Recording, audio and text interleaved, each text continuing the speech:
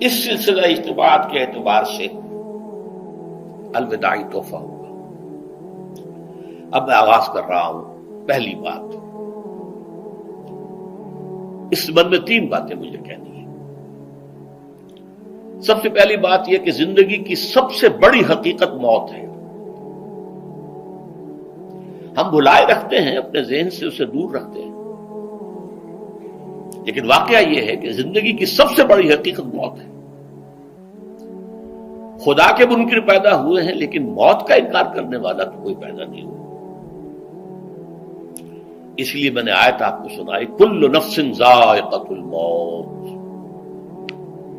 ہر ذی نفس کو موت کا مزہ چکھنا ہے، ہر جاندار کو موت کا مزہ چکھنا ہے۔ ثم الینا ترجعون، پھر ہماری طرف لوٹا دیے جاؤ۔ تو زندگی کی سب سے اہم حقیقت موت، اور موت کے بعد رجوع الی اللہ، آخرت، یہ سب سے بڑی حقیقت ہے۔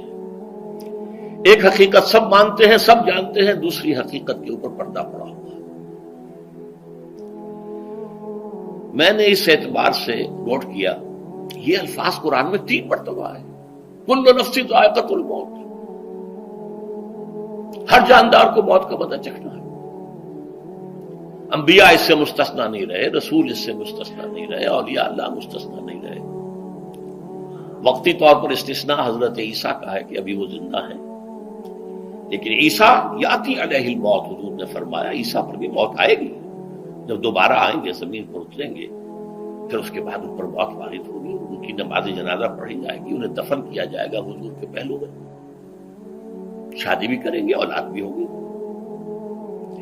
باقی تو یہ ہے کہ کل نفس ذائقۃ الموت، سب کو موت کا مزہ چکھنا ہے۔ عیسیٰ بھی بالآخر اس سے مستثنا نہیں رہیں گے، بلکہ قرآن میں ایک جگہ کہا گیا ہے أَفَإِن مِتَّ فَهُمُ الْخَالِدُونَ، کیا ہے نبی، اگر آپ کا انتقال ہو گیا تو یہ کیا ہمیشہ رہیں گے؟ کون ہے دنیا میں جو ہمیشہ رہے؟ انتقال تو ہونا، آپ کا بھی ہونا ہے۔ إِنَّكَ مَيِّتٌ وَإِنَّهُمْ لَمَيِّتُونَ،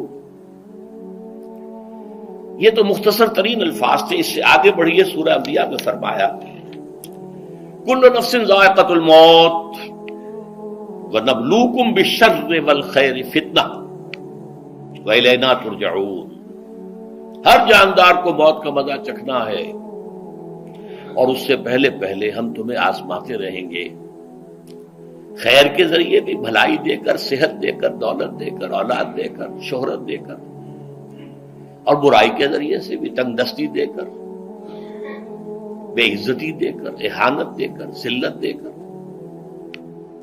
وَإِلَيْنَا لَتُرْجَعُونَ، اور پھر ہماری طرف لوٹائے جاؤ گے۔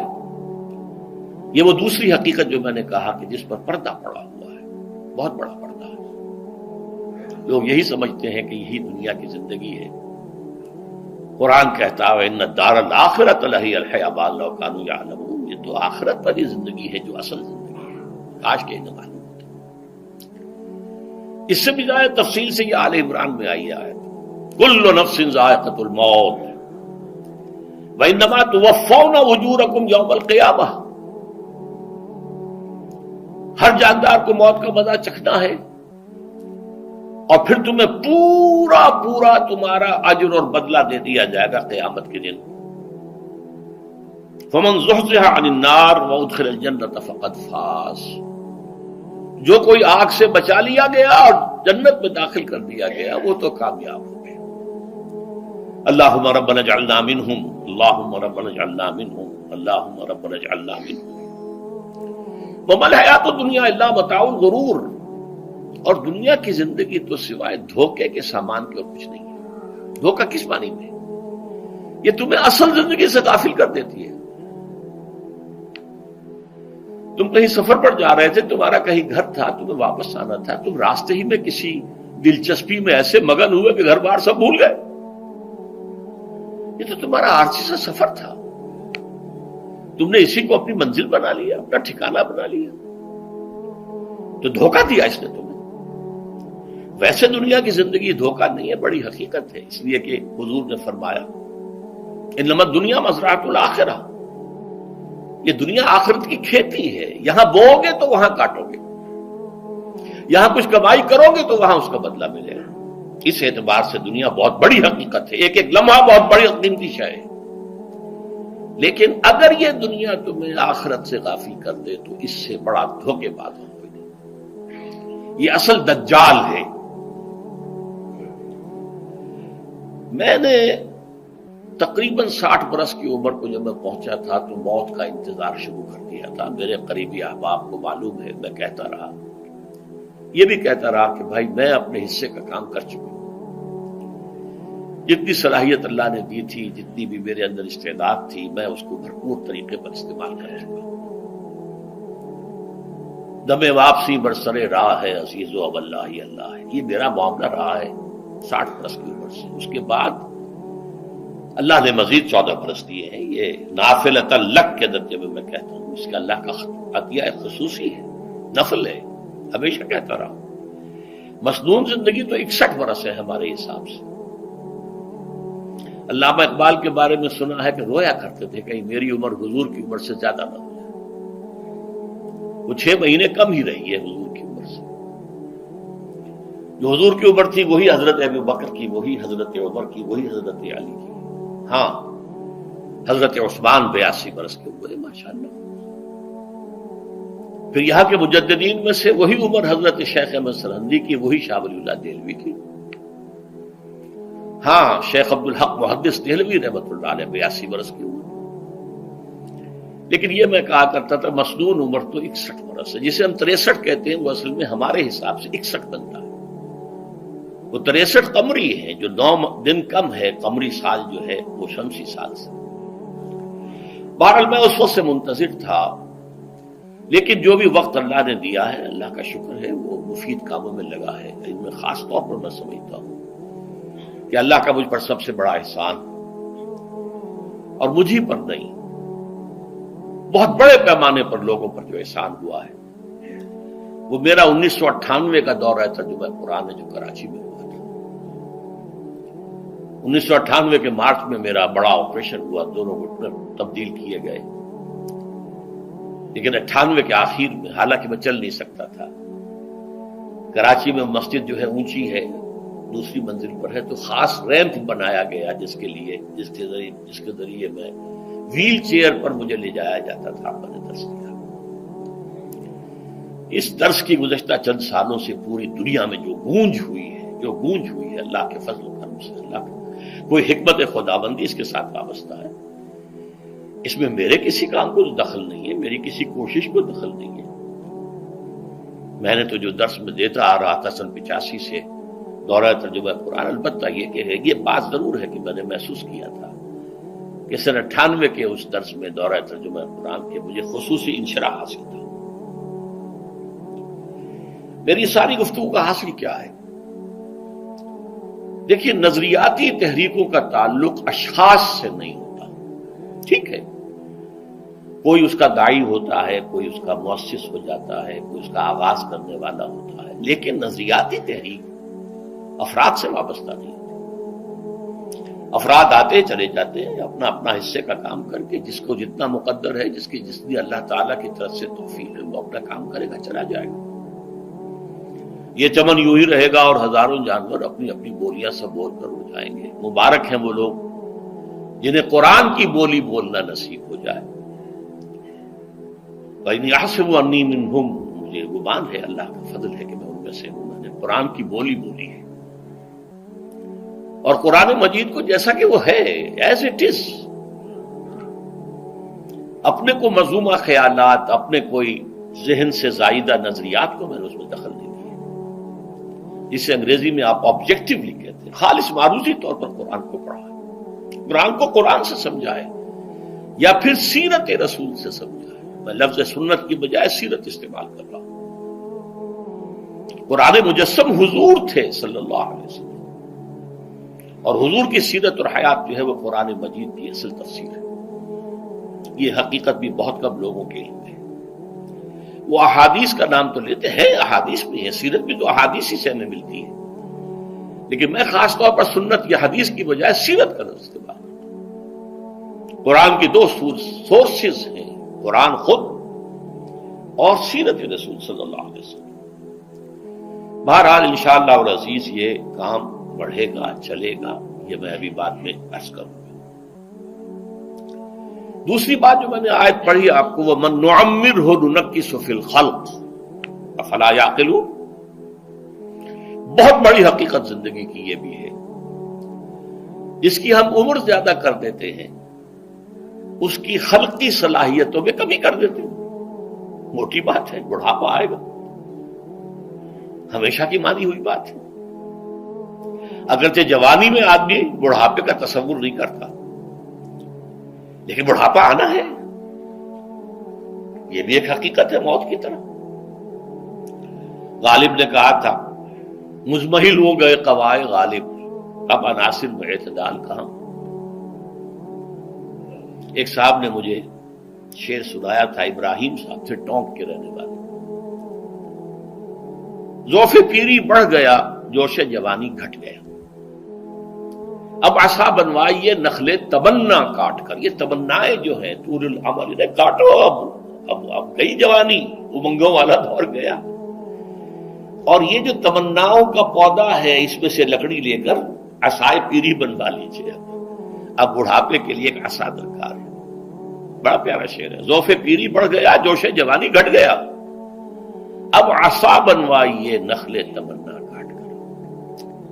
ابھی 2-3 دن ہوئے ہیں یہاں پر جو خانہ فرہنگ ایران ہے اس کے ڈائریکٹر آئے تھے، انہوں نے فارسی کا ایک شعر سنایا، بڑا پیارا شعر ہے، در جوانی گفتم کہ شعر شعرست اگرچہ پیر بود۔ جوانی میں میں یہ کہا کرتا تھا کہ شعر تو شعر ہی ہوتا ہے، چاہے بوڑھا ہو جائے، بوڑھے ہونے سے اس میں کیا فرق واقع ہو جائے، شعر شعرست گرچہ پیر بود۔ چوب پیری رسیدم، جب میں خود پیری اور بڑھاپے کو پہنچ گیا، دیدم، تو مجھے یہ بات نظر آئی کہ پیر پیرست گرچہ شعر بود، بوڑھا بوڑھا ہی ہوتا ہے چاہے وہ شعر ہی کیوں نہ ہو۔ تو یہ بڑھاپا جو ہے یہ زندگی کی دوسری بڑی حقیقت ہے۔ اس کا ایک اثر تو سب کو معلوم ہے، قوائے غالب جو میں نے کہا، بڑھاپے کا عام نتیجہ جسمانی ضعف، سب جانتے ہیں، لیکن مجھ پر اور کچھ اور لوگوں پر بھی خاص طور پر اس کا جو ایک اثر ہوتا ہے یا مجھ پر ہوا ہے وہ ہے یادداشت کی کمزوری، اور یہ میں کئی سال سے محسوس کر رہا ہوں۔ میری پرانی یادداشت بڑی مضبوط ہے، قوی ہے، اس میں کہیں کوئی کمی نہیں ہے، لیکن ریسنٹ پاس کی چیزیں جو ہے، پچھلے 5-6 سال کے واقعات مجھے یاد نہیں رہتے، اشخاص سے ملا ہوں اور دیکھ کے پہچان لیتا ہوں، کئی بار ملاقات ہوئی ہے، نام یاد نہیں آتا، تاریخیں اور اشخاص کے نام کے اعتبار سے تو خاص طور پر کئی سال سے میری جو میموری ہے وہ امپیئرڈ ہے،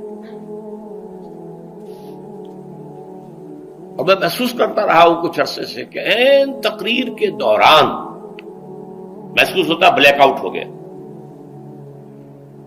اور مجھے سلسلہ کلام جوڑنے کے لیے سوچنا پڑا۔ بعض اوقات 1000 کروڑ مرتبہ بولے ہوئے الفاظ غائب، اب چاہے کتنا ہی زور لگا لوں وہ لفظ یاد نہیں آئے گا، ہاں تھوڑی دیر کے بعد خود بخود یاد آ جائے گا۔ میرے اس آپریشن سے اب کچھ عرصے پہلے تک جو میری تقریریں یہاں ہوئی ان میں بہت سے لوگوں نے نوٹ کیا، میری تقاریر میں اب وہ روانی نہیں رہی تھی، وہ جو کراس ریفرنسز آیا کرتے تھے